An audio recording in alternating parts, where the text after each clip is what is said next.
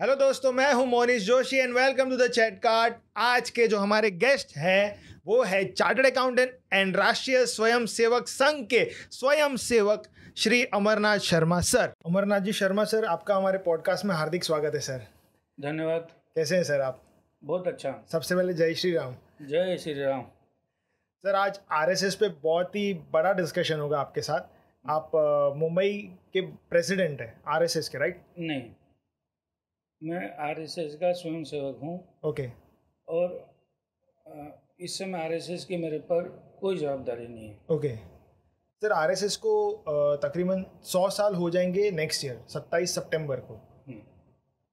100 साल के ये जो जर्नी है आरएसएस की, उसके बारे में आप कुछ बताएंगे सर? देखिए मोहनीश जी, पहले शुरू करने के पहले आपको एक दो बातें बता दूँ। मैं 4 साल का था तब से आरएसएस की शाखा में जा रहा हूँ। दूसरा, अब मैं जो आपको आरएसएस के बारे में बताने जा रहा हूँ वो मैंने इतने सालों में जो अनुभव किया, इसका जो साहित्य मैंने पढ़ा, उसमें से जो मेरा व्यक्तिगत विश्लेषण है वो बता रहा हूँ जी। मैं आरएसएस का कोई ऑफिशियल स्पोक्स पर्सन के नाते आपसे बात नहीं कर रहा हूँ। मेरे विश्लेषण में और आरएसएस के ऑफिशियल बातों में हो सकता है 2-5% आगे पीछे हो सकता है, पर ये जितनी भी बातें मैं बता रहा हूँ ये आप मेरा व्यक्तिगत विचार है, मेरा विश्लेषण है, ये समझना चाहिए आप। 100% सर, कुछ बताएंगे ये 100 साल की जर्नी के लिए आरएसएस की? आरएसएस 1925 में शुरू हुआ है, उसका 2025 में 100 साल पूरे करने जा रहे हैं। आरएसएस विश्व की सबसे बड़ी नॉन पॉलिटिकल ऑर्गेनाइजेशन है। यस। ये आरएसएस का एक अचीवमेंट है। आरएसएस खुद कोई भी काम नहीं करता। आरएसएस का काम है व्यक्ति निर्माण करना और चरित्र निर्माण करना। व्यक्ति निर्माण से और चरित्र निर्माण से देशभक्त पैदा करना, यही आरएसएस का काम है। पर आरएसएस के जो स्वयंसेवक तैयार होकर जब इस देश में और विश्व में घूमते हैं तो वो सारे काम करते हैं जो देशभक्ति के हों, समाज सेवा के हों, वो सब काम करते हैं। आरएसएस अपने नाम से कोई काम नहीं करता और स्वयं सेवक कोई भी समाज सेवा का है और देशभक्ति का काम ऐसा नहीं है जो स्वयं सेवक नहीं करता। आरएसएस की सर जो आइडियोलॉजी है वो हिंदुइज्म को प्रमोट करने की होती है। हम हिंदुइज्म, हमारे आरएसएस में कोई शब्द नहीं है ऐसा हिंदुइज्म। ओके। हिंदूनेस बोल सकते हो। हाँ। हिंदुइज्म हमारे यहाँ पे ऐसा कोई शब्द नहीं है। जब डॉक्टर केशव बलिराम जी हेडगेवार, जिन्होंने ये राष्ट्रीय स्वयंसेवक संघ की स्थापना की, उस समय देश अनेकों जातियों में बटा हुआ था। छोटी जाति, अनेक ये ऊंच नीच इसमें, और डॉक्टर जी को भी ऐसा लगने लगा कि भाई जिस तरह से ये संविधान का आंदोलन चल रहा है, स्वतंत्रता का आंदोलन चल रहा है, उस हिसाब से आज़ादी तो मिल ही जाएगी, पर ये मेरा देश गुलाम ही क्यों बना। उसकी जब वो जड़ में गए तब उनको विश्लेषण किया कि हमारे ऊपर जो शासन किया गया, हमको अलग अलग जाति पाति धर्म वर्ग संप्रदाय पंथ में बांटकर हमको तोड़ा गया और हमारे पर शासन किया गया। अगर फिर से यही नौबत नहीं आया तो हमको एक इकट्ठा मजबूत होना पड़ेगा। तो हम किस नाम से इकट्ठा हो सकते हैं? तो उस समय अगर हम हिंदू बोलेंगे तो मराठी, गुजराती, मारवाड़ी, राजस्थानी सब भूल जाएगा, फिर वो हिंदू के नाम पर इकट्ठा हो जाएगा। Yes. ये उनकी उस समय की सोच थी। तो हिंदुइज्म कुछ नहीं, हिंदू के नाम पर वो इकट्ठा हो जाता है, Okay. फिर वो जाति पाति भूल जाता है। और जब वो इकट्ठा होगा, संगठित रहेगा, तो उसके ऊपर कोई वापस से शासन नहीं कर पाएगा। ये मूल भावना से Okay. पूजनीय डॉक्टर हेडगेवार जी ने संघ की स्थापना की। मोहन भागवत सर इस वक्त एक करंट लीडर है आरएसएस के, अगर हम कहें तो सर उनकी टीचिंग क्या है आरएसएस के लोगों के लिए? आरएसएस में आपका प्रश्न नहीं समझा, टीचिंग मतलब क्या? जैसे कि मोहन भागवत सर एक लीडर है, तो वो किस तरह से आरएसएस में जो लोग इन्वॉल्व है उनको किस तरह की एक प्रेरणा देते कि हमें आरएसएस को आगे कैसे लेके जाना है। आरएसएस एक पॉलिटिकल ऑर्गेनाइजेशन तो है नहीं, लेकिन बहुत बार उन्हें एक पॉलिटिकल ऑर्गेनाइजेशन से जुड़ा जाता है। लेकिन कहीं कहीं मोहन भागवत सर की अगर हम बात करें तो वो कहते हैं कि उनके साथ जो कनेक्टेड है तो वो उन्हें एक ऐसी शिक्षण देते हैं कि आरएसएस को एक हिंदुइज्म के नाम से जाना जाता है, और फ्यूचर में अगर कोई आरएसएस को याद रखेगा तो एक हिंदुइज्म के नाम से ही जाना जाएगा। फिर आपने गलत बोला, कभी भी मोहन भागवत जी ने हिंदुइज्म शब्द का प्रयोग ही नहीं किया। ओके। ऑन द कॉन्ट्रेरी, किसी ने अगर हिंदुइज्म बोला होगा तो उसका विरोध किया होगा। हम हिंदुइज्म, हमारे यहाँ पे कोई शब्द नहीं है। ओके। हमारे यहाँ पे सनातन शब्द है। हिंदूनेस बोल सकते हो ज़्यादा से ज़्यादा। और वैसे आपको मैं बताऊं, अकबर काल में रामचरितमानस बनी थी। तुलसीदास जी और अकबर एक करीब समकालीन समय के लोग रहे हैं। पूरी रामचरितमानस में एक बार भी हिंदू शब्द का प्रयोग नहीं है। सर आरएसएस टोटल कितने कंट्रीज में फैला हुआ है? जैसे कि एज पर रिसर्च ऐसा कहा गया कि 156 कंट्रीज में आरएसएस है, लेकिन अलग अलग नामों से है, तो ये सच है सर? आरएसएस भारतवर्ष के अलावा अनेक देशों में काम कर रहा है, अनेक नामों से काम करता है। कई देशों में वो हिंदू स्वयंसेवक संघ के नाम से काम करता है, क्योंकि वहाँ पे राष्ट्र शब्द का उपयोग करने का वहाँ पे कोई औचित्य नहीं है। हम भारतवर्ष में रहते हैं, ये हमारा राष्ट्र है, तो हम राष्ट्रीय स्वयंसेवक संघ चलाते हैं। भारतवर्ष के जब बाहर जाते हैं तो हिंदू स्वयंसेवक संघ के नाम से हम काम करते हैं। कहीं पर हम भारतीय स्वयंसेवक संघ के नाम से भी काम करते हैं। वहाँ पर करीब 42 देशों में तो हमारी नियमित शाखाएं लगती हैं, और 170-172 देशों में हमारा संपर्क है संघ के नाम से। सर बहुत सारे पॉलिटिकल लीडर्स की अगर मैं बात करूँ, नाम ले सकता हूँ। नितिन गडकरी सर है, नरेंद्र मोदी सर है जो हमारे प्राइम मिनिस्टर हैं इंडिया के, अमित शाह सर है। ये सब आरएसएस से जुड़े हुए थे और अब एक प्रॉपर बीजेपी पॉलिटिकल पार्टी में आ चुके। बीजेपी हमेशा, अगर हम करंट बात करें तो बीजेपी एक ऐसा एक पॉलिटिकल पार्टी है जो अपने तरीके से लड़ता है। अगर हम बाकी पॉलिटिकल पार्टीज़ की बात करें तो ये जो उन्हें शिक्षण मिली है आरएसएस से, नरेंद्र मोदी सर की बात करें, अमित शाह सर की बात करें, नितिन गडकरी सर की बात करें, तो वो जो वैल्यूज़ लेकर वो इस वक्त चल रहे हैं, क्या आपको लगता है यही इशू है जिसकी वजह से बहुत सारी जो दूसरी पॉलिटिकल पार्टी उनके अगेंस्ट में है? आप ये जो भी नितिन गडकरी जी, माननीय मोदी जी जो गए हैं, वो संघ की विचारधारा हकीकत है। ये पहले संघ के स्वयंसेवक थे, नरेंद्र मोदी जी प्रचारक थे, अटल बिहारी वाजपेयी जी संघ के प्रचारक थे। भारतीय जनता पार्टी वाले, जनसंघ वालों ने संघ को बोला कि भाई आप कुछ व्यक्ति हमको दीजिए, तो हमने अटल जी को संघ ने बीजेपी को दिया, मोदी जी को बीजेपी को दिया।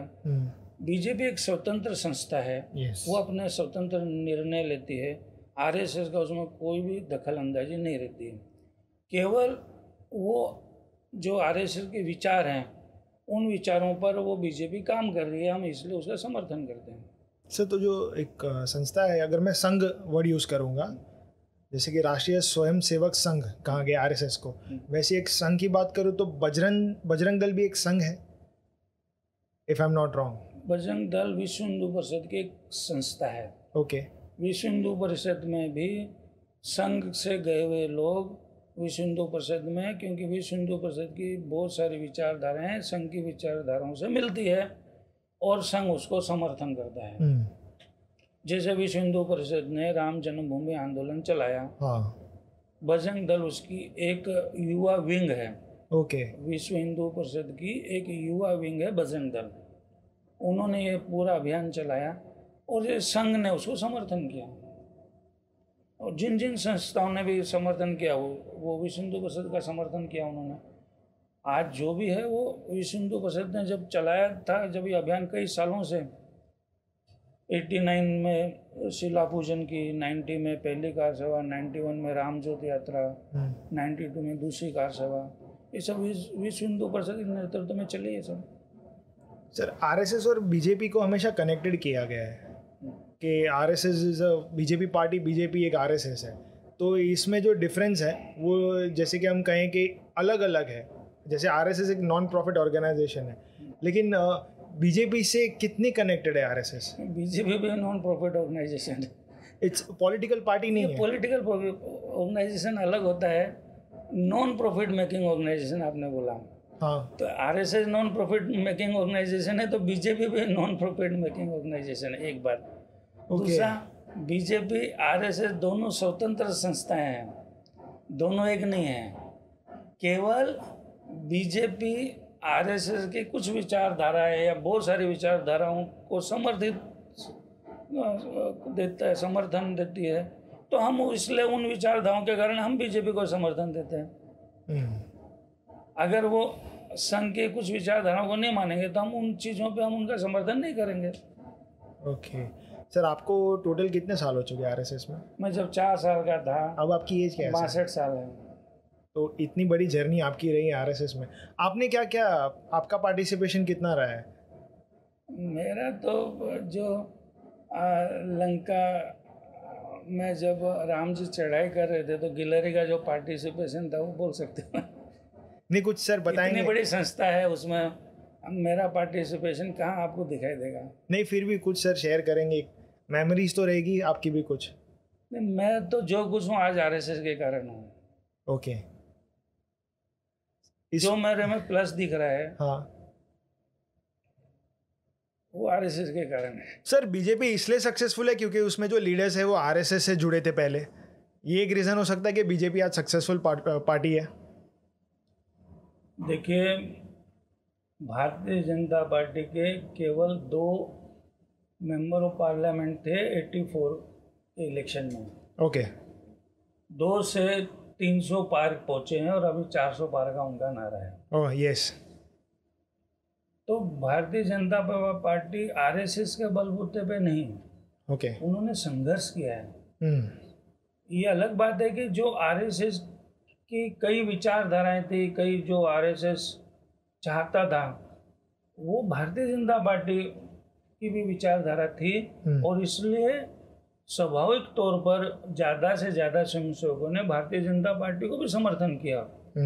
जैसे राष्ट्रीय स्वयंसेवक चाहता था कि समान नागरिक कानून बने। ओके, राष्ट्रीय स्वयंसेवक संघ चाहता था कि राम जन्मभूमि पर राम जन्मभूमि मंदिर का निर्माण हो, वहाँ पर भव्य मंदिर बने जी। भारतीय जनता पार्टी भी ने भी उसको सपोर्ट किया। ओके, आडवाणी जी ने रथ यात्रा निकाली। राष्ट्रीय स्वयंसेवक 370 का विरोधी रहा है, बीजेपी ने 370 हटाई। ये कई कारण ऐसे हैं जो आरएसएस की विचारधारा और बीजेपी की विचारधारा या बीजेपी के घोषणा पत्र में सारी चीजें शामिल थी, तो आरएसएस ने उन विचारधारा को समर्थन किया है। अगर वो विचारधारा उससे नहीं चलते तो आरएसएस नहीं समर्थन करता। सर जैसे कि हिंदुस्तान की बात करें, बहुत सारे लोग जो हिंदुस्तान में रहते हैं, 140 करोड़ की पॉपुलेशन है हिंदुस्तान की, और बहुत सारे लोग हैं हिंदुस्तान में रहकर भी वो मोदी जी को सपोर्ट नहीं करते। अगर मैं कहूँ तो 370 जो हटाई गई थी, बहुत सारे नए नए चीज़ें आ चुकी है। आपको क्या लगता है उन लोगों पे क्या एक्शंस लेना चाहिए? ऐसा कहें कि क्या जैसे कि एक आतंकवादी की बात करते हैं, क्या हमारे देश में जो लोग मोदी सर के अगेंस्ट में है, क्या वही एक हिंदुस्तान में रह के वही एक आतंकवादी है? आपको ऐसा लगता है? नहीं, ऐसा इस तरह से डेमोक्रेसी नहीं चलती जी, कि हम ये तो मत भिन्नता है, उनका ओपिनियन अलग होगा, कि भाई 370 रहना चाहिए, हमारा ओपिनियन है कि 370 हटना चाहिए।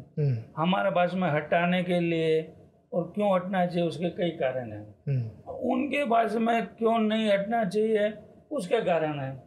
इसका मतलब वो कोई विरोधी हो गए हैं तो वो भी सब इस देश के नागरिक, हम उनको देशद्रोही नहीं बोल सकते। लेकिन सर ऐसा नहीं, डेमोक्रेसी की यही सुंदरता है, हाँ, जिसमें अलग अलग विचारों के लोग एक जगह पर रहते हैं और जो सबसे ज़्यादा विचारों को जो जनता जिसको समर्थन करती है वो देश पर अपनी सत्ता करता है और अपने जो भी पॉलिसीज डिसीजन है वो चलाते हैं। लेकिन आपको नहीं लग सकता सर कि एक जो वन साइड हो जाता है एक बार, कि अगर कोई इतनी मेहनत कर रहा है और कोई उनके अगेंस्ट जा रहा है तो ये हिंदुस्तान के लिए हार्मफुल हो सकता है? हिंदुस्तान इतना बड़ा देश है ना, उसमें अलग अलग मत, संप्रदाय, भाषा, भाषी सब लोग रहते हैं और यही उसकी अनेकता में एकता, यही हमारे देश की विशेषता। इसलिए कोई तकलीफ की कोई बात नहीं है और डेमोक्रेसी में होना भी चाहिए। सबको विचारों की स्वतंत्रता होनी चाहिए। जो मोदी जी के विरोध में बोलो उसको गोली से उड़ा दो, ऐसा नहीं है। सर जैसे कहा गया कि कोई अगर एक लीडर है जो एक्चुअली मेहनत करता है, जिसका मन साफ होता है, जिसकी नीयत साफ होती है, लोग ज़्यादा करके उनके अगेंस्ट में होते हैं। ये सवाल मैं इसलिए पूछ रहा हूँ क्योंकि आपके साथ भी एक बार ऐसा हो चुका है। 1990 की अगर ये बात है, ये हमने सुना था कि आपको भी जेल जाना पड़ा था। एक इंसिडेंट हुआ था आपके लाइफ में भी ऐसा सर? एक वो मेरी लाइफ में इंसिडेंट नहीं हुआ था। 90 में पहली कार सेवा हुई थी। ओके।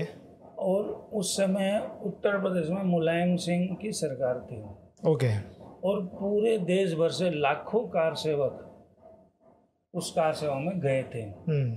उसमें से मैं भी एक कार सेवक था जो यहाँ पर मालाड में एक कार्य सेवकों का जत्था लेकर मैं भी उस कार सेवक में गया था।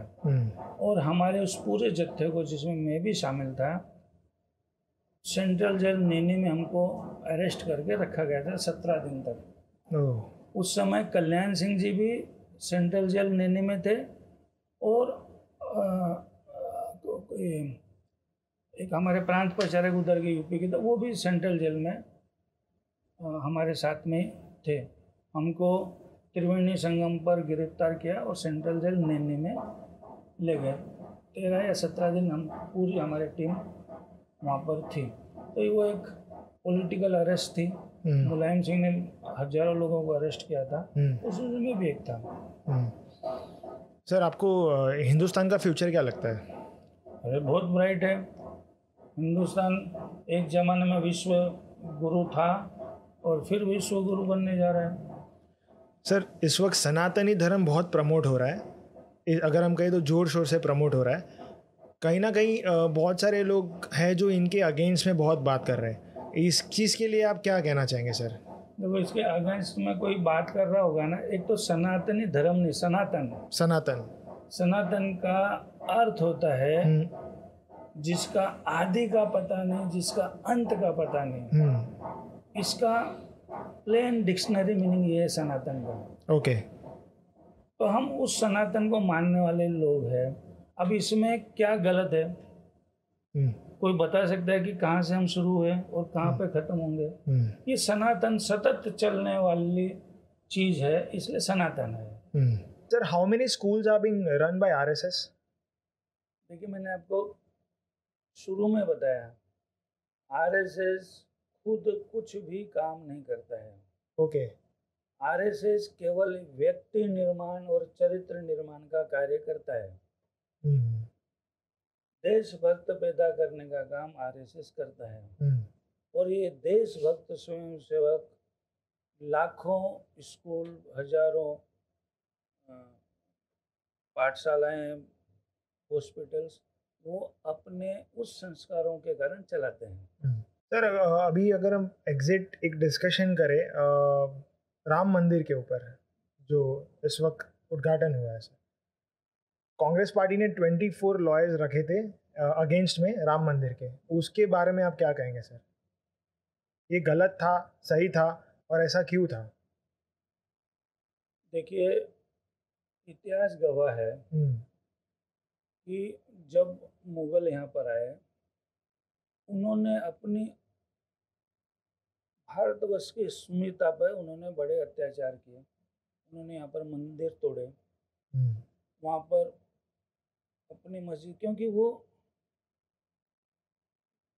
पूरा का पूरा यहाँ का धर्म नष्ट करना चाह रहे थे। मंदिर तोड़कर मस्जिदें बनाई, उसमें भी बाबर आया, बाबर ने मंदिर तोड़कर मस्जिद बनाने की कोशिश की, पर कई सालों से वहाँ पर नमाज भी पढ़ी नहीं जा रही थी, इसलिए हम उसको मस्जिद भी नहीं बोलते हैं, हम उसको बाबरी ढांचा बोलते हैं। अच्छा। तो 500 साल से उसके ऊपर, आपको शायद पता नहीं होगा, 84 कोसी यात्रा निकलती है वहाँ पर, उस अयोध्या पे उस मंदिर को राम जन्मभूमि मानकर। वहाँ पर 86 तक तो अखंड कीर्तन चला है, जब तक वो राम मंदिर का ताला नहीं खुला। राजीव गांधी के टाइम पर वो ताला 86 में खुला, अखंड कीर्तन चला है जब तक।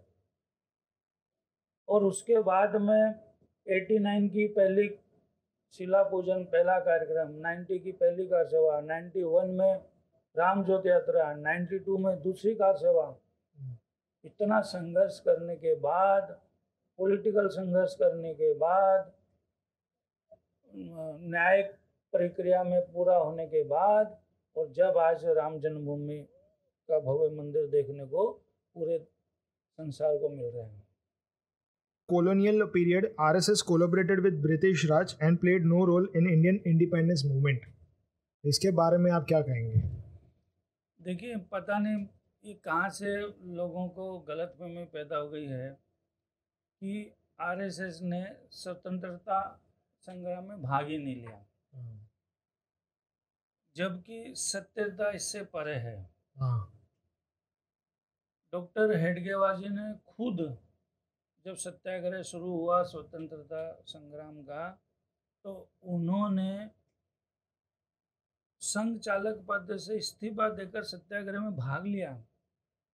सारे स्वयंसेवकों को बोला कि जिनको जिनको सत्याग्रह में भाग लेना है, स्वतंत्रता आंदोलन में भाग लो। बड़ी संख्या में स्वयंसेवकों ने उसमें भाग लिया, पर बार बार एक ही प्रश्न आता है मेरे समझ के बाहर। वो तो छोड़ो, 1960-61 में जब गोवा मुक्ति आंदोलन हुआ, पुर्तगाल से जब हमने गोवा को आज़ाद कराया, उस समय भी आरएसएस ने बढ़ चढ़ कर भाग लिया। राम नाईक जी उस आंदोलन में, राम नाईक जी का भी हिस्सा है। तो ये बार बार प्रश्न ये लोग पैदा करते हैं, जबकि ऐसा नहीं है। Sir, right wing and left wing ये आजकल बहुत ट्रेंड में है सर, इसके बारे में कुछ बताइए सर। ये आजकल ट्रेंड में नहीं है। ये जब फ्रेंच पार्लियामेंट बैठती थी ना, तो जो फ्रेंच का प्रेसिडेंट होता था, उसके जो राइट साइड में बैठते थे उनको राइटिस्ट बोलते थे। अच्छा। और जो लेफ्ट साइड में बैठते थे उनको लेफ्टिस्ट बोलते थे। जो राजा के फेवर में बात करता था उसको राइटिस्ट बोलते थे, जो उसका विरोध करता था उसको लेफ्टिस्ट बोलते थे। अपने यहाँ पे भी सीधा और उल्टा। ओके। तो सीधी सीधी बात करने वाला राइटिस्ट, उल्टी बात करने वाला लेफ्टिस्ट, ये अलग अलग विचारधारा है। पर संघ न कभी राइटिस्ट रहा है न कभी लेफ्टिस्ट रहा है। ये संघ सांस्कृतिक राष्ट्रवाद का समर्थक रहा है। हम किसी के पक्षधर और किसी के विपक्षधर कभी नहीं रहे। हम सांस्कृतिक राष्ट्रवादी शब्द समझ लो अच्छी तरह से, उसके विचारों के पोषक रहे हैं सर। लेकिन आपको नहीं लगता ये राइट विंग और लेफ्ट विंग की जो ये ट्रेंड्स चलती है ज़्यादा करके सोशल मीडिया पे चलती है सर, आपको नहीं लगता इसके वजह से ज़्यादा कंट्रोवर्सीज हो जाती है, एक मतभेद हो जाता है, एक डिस्कशन का एक मैटर हो जाता है? और अभी ये तो देखो नॉलेज बढ़ाने की बात है। सब बच्चे लोग अब गूगल के अलावा बाहर ही नहीं निकलते, किताबें नहीं पढ़ते। अब आपको पता था क्या कि ये राइटिस्ट और लेफ्टिस्ट वर्ड कहाँ से आया? नहीं, मुझे नहीं आइडिया था सर इसका।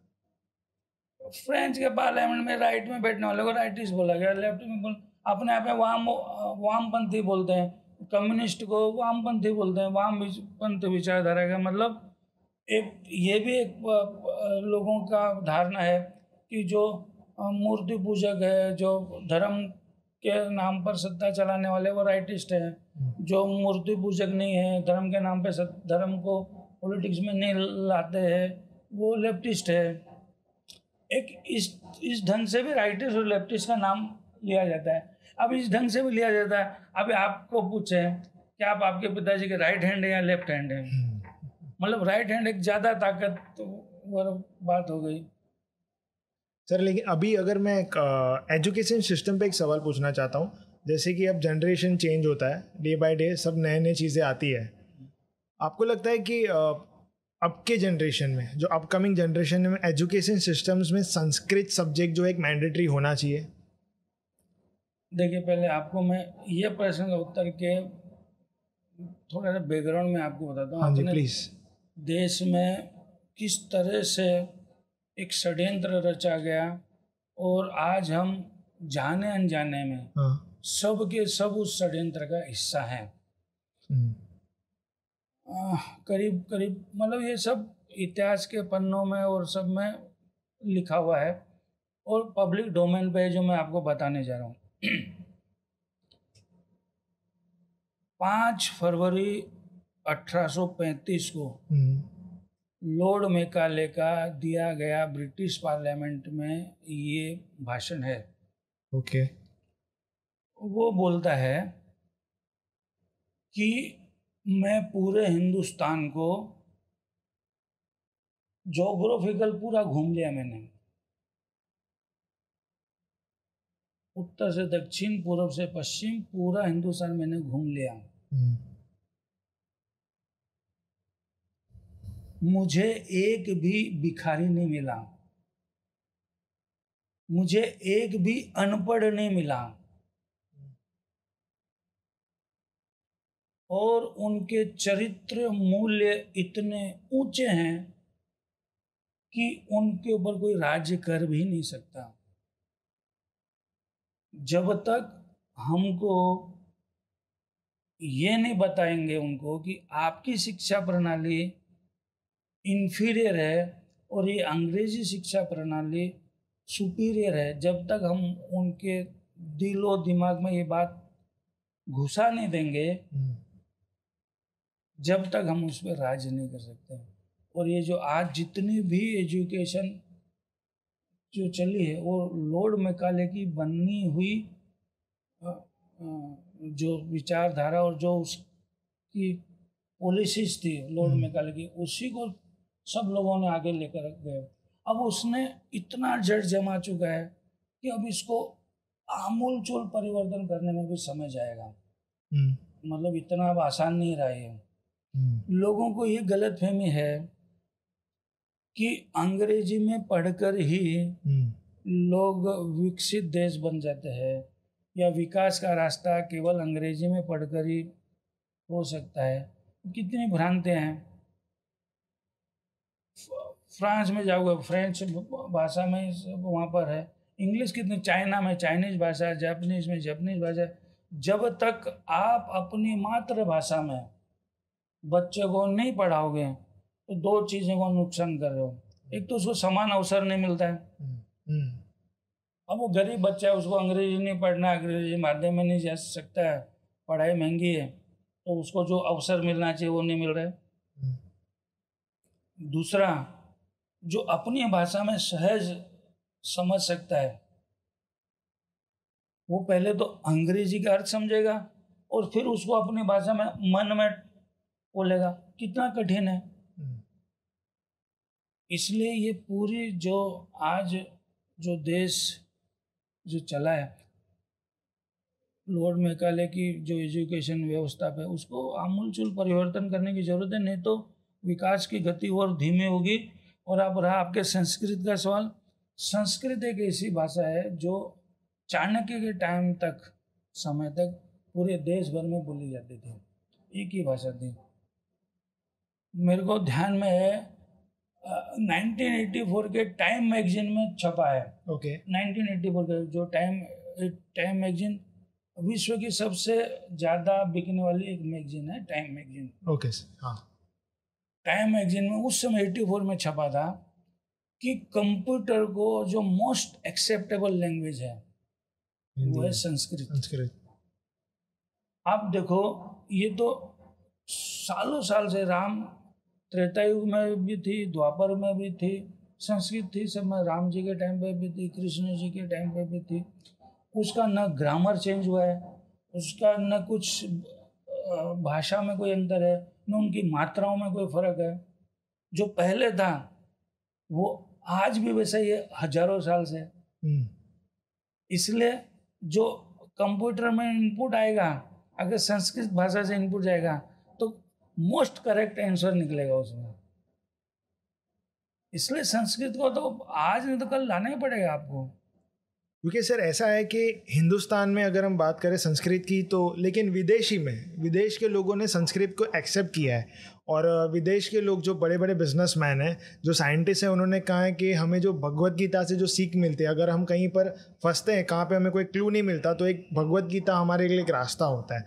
और संस्कृत को काफ़ी रिस्पेक्ट किया गया है। लेकिन हिंदुस्तान में उसका ऑपोजिट है सर। संस्कृत को इस वक्त की अगर हम बात करें, अब की जनरेशन की, तो लोग एक्सेप्ट नहीं कर रहे। ये दुख की बात नहीं है हमारे हिंदुस्तान में, स्पेशली यंगस्टर्स जो एक्सेप्ट नहीं कर रहे। देखो, मैं वही बोल रहा हूँ कि थोड़ा स्लो प्रोसेस है।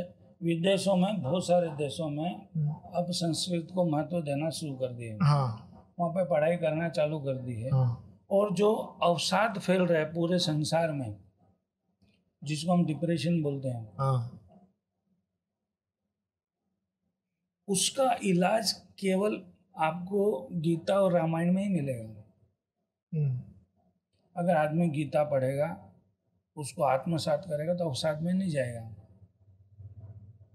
हमारे तो पूरे वेद में, इसमें सब में ईर्ष्या नहीं करो, सरल रहो, सच का साथ दो, धर्म के रास्ते पे चलो। धर्म के रास्ते में मतलब कोई, हमारे यहाँ पे धर्म का रास्ता मतलब पूजा पद्धति से नहीं है। ओके।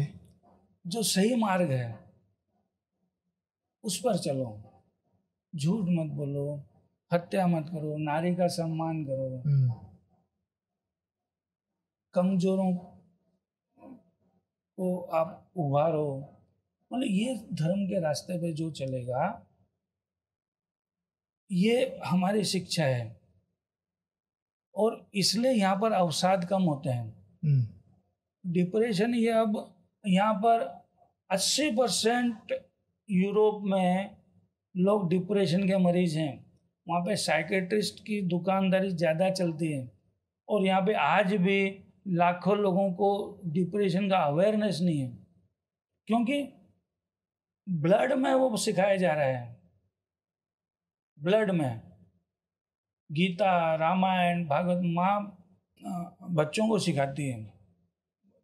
हमारे यहाँ पे रामायण, रामलीलाएँ चलती हैं, कृष्ण लीलाएँ चलती हैं, कथा इतने चलते हैं। अब रामायण दिखाई जा रही थी, रोड पे सन्नाटा रहता था। मतलब इतनी सारी चीज़ें हैं। देखो, ये है ब्रह्मांड। इसको कंट्रोल करने के लिए जितना हिंदुस्तान ने काम किया, जितना भारतवर्ष में काम किया है, उतना कोई देश में काम नहीं हुआ। सर, अभी अगर हम कहें तो सोशल मीडिया पे जो डिस्कशन होती है अलग अलग चीज़ों के लिए, जैसे कि बहुत सारे ग्रुप्स होते हैं, सनातनी ग्रुप्स होते हैं, अलग अलग टाइप के ग्रुप्स होते हैं, वहाँ पे नेगेटिविटी बहुत फैलाई जाती है कि यहाँ पे जो कहा गया है वो गलत है ऐसा कुछ और बताया कुछ और जाता है। ये भी एक चीज़ है जो इम्पैक्ट कर रही है लोगों के दिमाग में साइकोलॉजिकली। तो साइकोलॉजिकली एक इंसान को अगर स्ट्रांग होना है, जैसे कि आपका इतने साल का एक्सपीरियंस रहा है सर, तो ऑब्वियसली भगवत गीता तो एक है ही जो स्ट्रांग बनाती है। एक इतने साल के एक्सपीरियंस के बेस पे आप और क्या बताना चाहेंगे? मैं बताऊं, देखो, सोशल मीडिया का बहुत सारा फायदा भी है ना, हाँ, तो बहुत सारा नुकसान भी है। नुकसान ये है, हाँ, क्योंकि आजकल बच्चे किताब पढ़ना ही नहीं चाह रहे हैं। किताब पढ़ेंगे तो अंग्रेजी किताब ही है, वो सारी मोटिवेशनल, बाजार को बढ़ावा देने वाली किताबें, मोटिवेशनल बुक हैं। मोटिवेशनल में मतलब तुम मार्केट में आपका प्रोडक्ट कैसे ज़्यादा अच्छे बेच सकते हो, आपको रिजेक्शन कैसे आप एक्सेप्ट करते हो, ये सारी चीज़ें उसमें बता रहे हैं। उसमें जीवन जीने की कला नहीं सिखाई जा रही है। वो केवल अपने ही ग्रंथों में है जो कैसे जीवन जिया जाए। जीवन में उतार चढ़ाव आएंगे हर एक में, हर आदमी के पास में एन नंबर ऑफ दुख आएंगे ही आएंगे। उसको कैसे फेस करो ये कि कोई नहीं बता रहा। एजुकेशन सिस्टम ऐसा है कि मैं एजुकेशन से मैं कैसे पैसा कमा सकता हूँ, मैं कैसे जी सकता हूँ, ये नहीं बता रहा। कहीं ना कहीं आपको लगता है फिल्म इंडस्ट्री भी एक ड्रॉबैक है जी? फिल्म इंडस्ट्री में अच्छी पिक्चरें भी बन रही हैं, खराब पिक्चरें भी बन रही हैं, अपीलिंग भी बहुत अच्छी अच्छी कर रहे हैं। तो सारा खेल है ना, व्यक्ति से शुरू होता है, व्यक्ति से समाज का निर्माण होता है, परिवार का निर्माण होता है।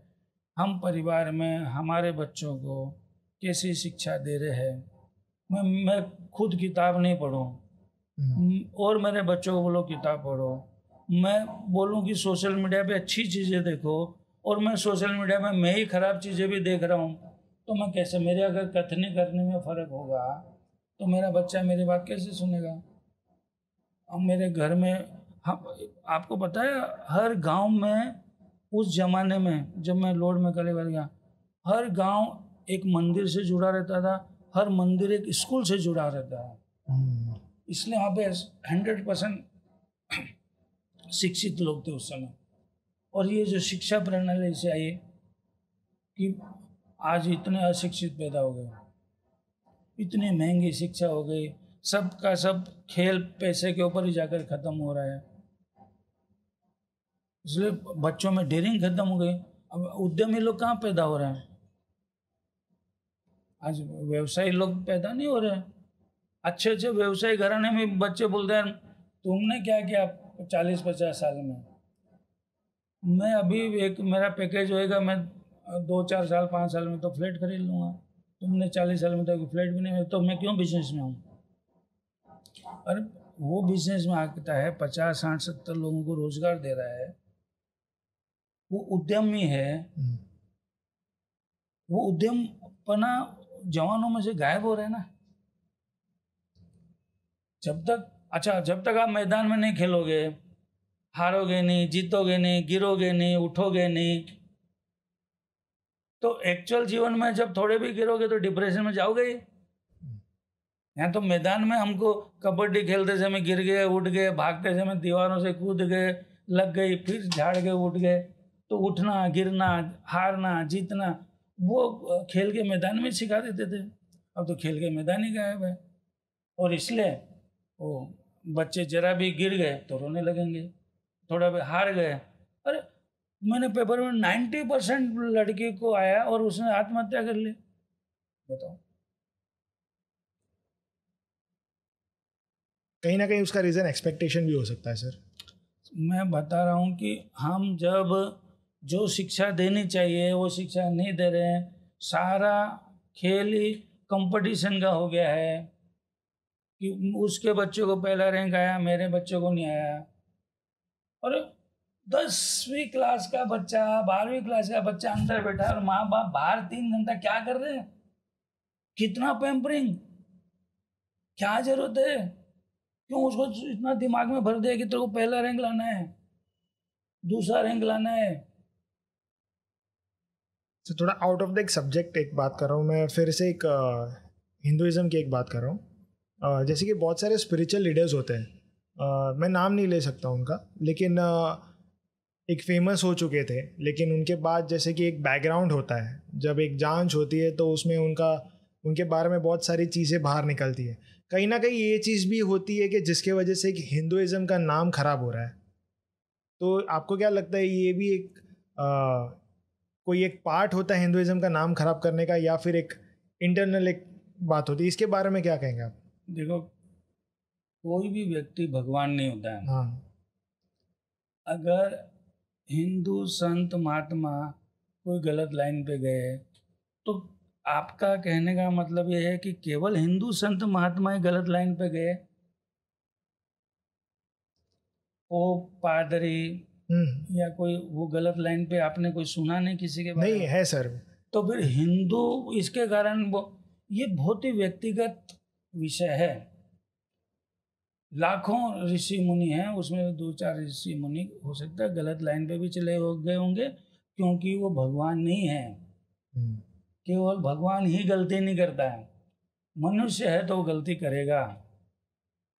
इसलिए आदर्श बनाते समय भी आपको सोच समझ के आदर्श, इसलिए आरएसएस का आप ये बेसिक इंटरव्यू आरएसएस का ले रहे हो ना, आरएसएस में हमको पहले दिन ही हमको सिखाते हैं हमें व्यक्तिनिष्ठ नहीं होना चाहिए, हमें ध्येयनिष्ठ होना चाहिए। We go after the object, we don't go after the person. आज इसलिए आरएसएस में व्यक्ति को गुरु ही नहीं माना। डॉक्टर जी ने तो पूरा जीवन एकदम सात्विक जीवन जिया, उसके बाद में गुरु गोलवलकर जी ने बहुत सात्विक जीवन जिया। वो चाहते तो खुद को गुरु के पद पे रख सकते थे, पर उन्होंने नहीं रखा।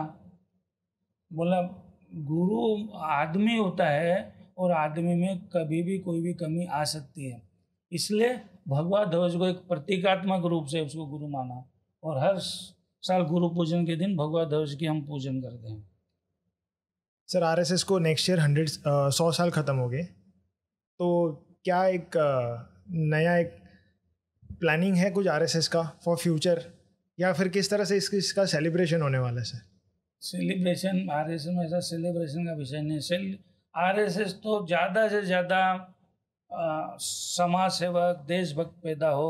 आज समझो 45,000 शाखाएँ आरएसएस की चलती है, तो वो ये सोचेगा कि किस तरह से लाख शाखाएँ पहुँचे, 1.5 लाख शाखाएँ पहुँचे, ज़्यादा से ज़्यादा स्वयंसेवक कैसे निर्माण हो, और वो स्वयंसेवक फिर पूरे समाज में किस तरह से काम करें। इस 100 साल का यही एक तैयारी चल रही है पिछले 4 साल से। 100 साल को किस तरह से करना है उसे। लेकिन कुछ प्लानिंग तो होगी सर आगे के फ्यूचर के लिए, जैसे कि नरेंद्र मोदी सर जो हमारे प्राइम मिनिस्टर है, उन्होंने अब की बार जो 400 पार की जो बात की है और आगे की जो प्लानिंग्स बताई है कुछ, वैसे आरएसएस की क्या प्लानिंग्स है सर? आरएसएस मैं फिर बोलता हूँ, आरएसएस का एक ही विषय है व्यक्ति निर्माण। वो कोई कार्यक्रम करता ही नहीं है। ओके। वो सिर्फ चरित्र निर्माण और देशभक्त व्यक्ति पैदा करता है, और जो ऐसे देशभक्त लोग होते हैं वो समाज में वो सारे समाज सेवा के और देशभक्ति के काम करते हैं। आज मोरबी की बाढ़ आई या कहीं पर सूखा पड़ा, तो पहले सबसे पहले आगे की श्रेणी में खड़े रहने वाले आरएसएस के स्वयंसेवक ही रहते हैं, आरएसएस नहीं रहता है। क्योंकि उनका चरित्र, उसकी घड़त ऐसी हुई होती है। हर एक चीज़ की सर एक पॉजिटिव साइड होती है, एक नेगेटिव साइड भी होती है। वैसे आरएसएस की कोई डार्क साइड है सर?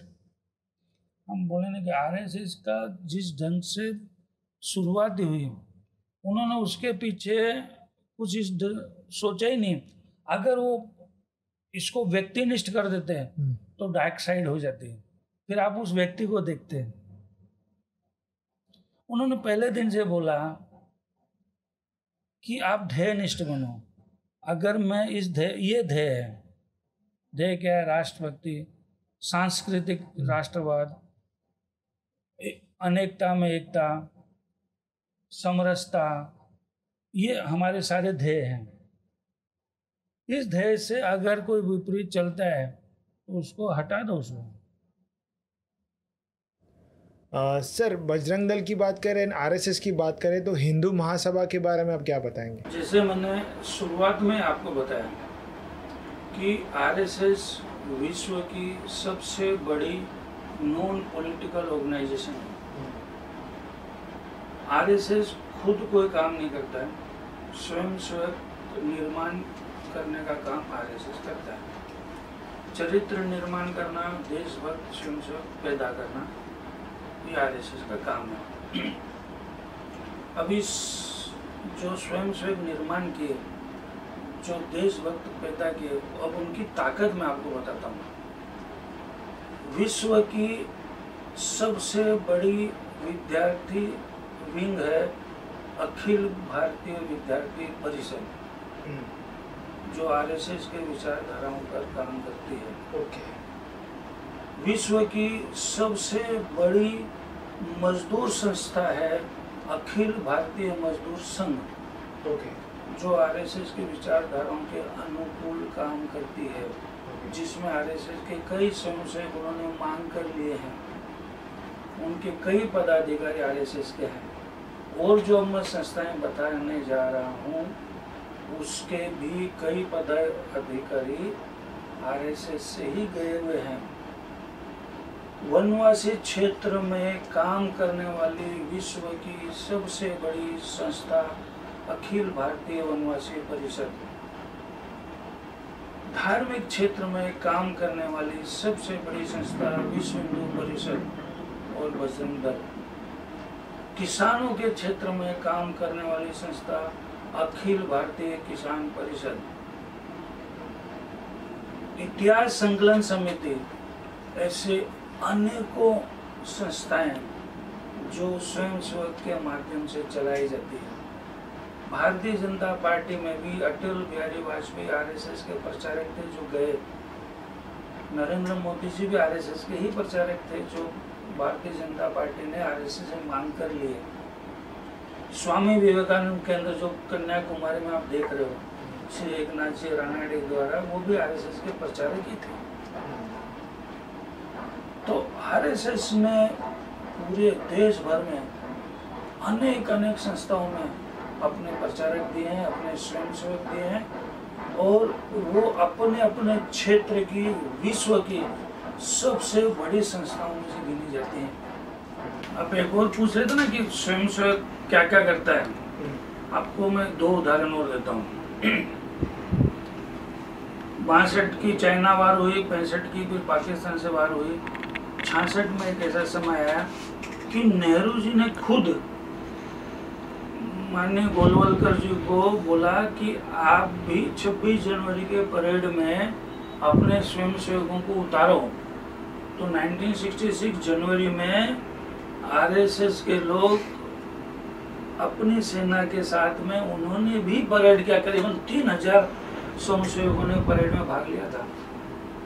दूसरा, इसी दरमियान जब जम्मू का एयरबेस तहस नहस हो गया बम के कारण, तो उसको तुरंत कैसे बनाया जाए, इतना फास्ट बनाया जाए, तो गुरु जी के पास में बातचीत आई। गुरु जी ने सारे स्वयंसेवकों को जो इस काम कर सकते थे उनको रातों रात वो एयरबेस तैयार करने का काम भी स्वयंसेवकों ने किया। ऐसे अनेक काम, कोरोना में कोई जाता नहीं था अंदर बस्तियों में, वहाँ पर स्वयंसेवकों ने जाके काम किए, कोरोना में काम किए, बाढ़ में काम किए, सूखा में काम किए। स्वयंसेवक अपनी इच्छा से जब भी आपदा विपदा आई है ऐसे, उसमें बढ़ चढ़कर भाग लिया बिना किसी के बोले। सर टोटल कितने लोग होंगे आरएसएस में, अगर हम मेंबर्स की बात करें तो? करोड़ों में। कुछ एक फिगर आप बता। हम करीब 19 करोड़ घरों तक पहुँचे हैं, 19-20 करोड़ घरों तक हम पहुँचे हुए। और हर एक का पार्टिसिपेशन 100% रहा है, कॉन्ट्रीब्यूशन कैसा? 100% पार्टिसिपेशन का मैं पता है ना, संघ का काम है व्यक्ति निर्माण, उसमें चरित्र किसमें कम हुआ होगा, किसी में ज़्यादा हुआ होगा, 100% क्या होता है, आखिर तो व्यक्ति है। सर आरएसएस पर गांधी हत्या का एक आरोप लगाया गया था, उसके बारे में आप क्या कहेंगे? देखिए, ये आरोप है ना, यदा कदा जब भी इलेक्शन आते हैं ना, ये आरएसएस पर ये आरोप लगते हैं, जबकि इसमें कोई भी सत्यता नहीं है। गांधी हत्या का आरोप लगाकर उस समय आरएसएस पर बैन कर दिया गया था, और आरएसएस ने इसका मुकदमा लड़ा और बिना शर्त उसके ऊपर से बैन हटाया गया। अगर वो गांधी हत्या का आरोप सत्य होता तो बैन ही नहीं हटता था, पर वो झूठा आरोप था, कोर्ट में वो साबित हो गया, और आरोप बंद लगाने का आरोप कुछ और था और हटाने के लिए तो उस आरोप की चर्चा नहीं की, बिना शर्त बैन हटाया गया। दूसरा, गांधी की हत्या जो नाथुराम गोडसे ने की, वो हिंदू महासभा का सदस्य था, आरएसएस से उसका कोई लेना देना नहीं था। इसलिए तो बैन, पहले तो झूठा बैन लगा, झूठा आरोप लगा, झूठा बैन लगा और फिर बिना शर्त वो बैन हटाया गया। और इस तरह से आरएसएस के ऊपर 3 बार बैन लगाया गया। एक बार नहीं, आपको और बताता हूँ। एक तो गांधी हत्या पर झूठा आरोप लगाकर बैन लगाया, वो बिना शर्त के हटा। उसके बाद में जब ये बाबरी ढांचा इमरजेंसी में बैन लगाया, 1975 में जब इमरजेंसी लगी तब आरएसएस पर बैन लगाया। 77 में बिना शर्त वो बैन हटा। और फिर जब ये ढांचा गिरा 92 में, फिर आरएसएस पर बैन लगाया और फिर वो बिना शर्त के वो बैन हटा। 3 बार ऐसे बैन आरएसएस ने झेले हैं, पॉलिटिकल बैन, और वो बिना शर्त संघर्ष करके हटाए, बिना शर्त के हटे वो। ये आरएसएस की ताकत। सर, हमारे पॉडकास्ट के थ्रू आप कुछ मैसेज देना चाहेंगे? एक ही मैसेज है कि आप सब लोग देशभक्त बनो और इस राष्ट्र निर्माण के कार्य में सब लोग लगो। बस यही मैं आप सब जवानों से यही निवेदन करना चाहूँगा। सर, आपने आपका कीमती वक्त दिया हमें। थैंक यू हमारे पॉडकास्ट से जुड़ने के लिए सर। धन्यवाद। जय श्री राम। जय श्री राम।